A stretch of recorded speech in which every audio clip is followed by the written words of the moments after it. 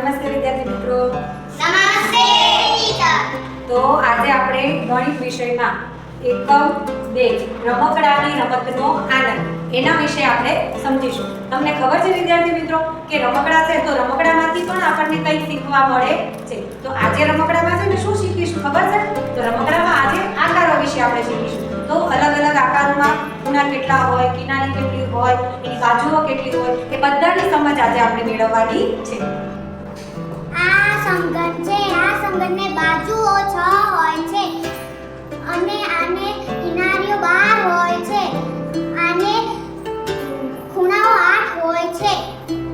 આ લંબઘન છે. લંબઘનને બાજુઓ 6 હોય છે.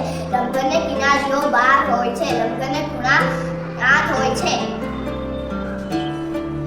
આ કોણ છે? કોણને વક્ર બાજુ 1 હોય છે. કોણને ખૂણા 0 હોય છે. કોણને સપાટ બાજુ 0 હોય છે. આ શંકુ છે. આને સપાટ બાજુ 1 હોય છે. આને કિનારી 1 હોય છે. આને સપાટ બાજુ 1 હોય છે. આને ખૂણા 0 હોય છે.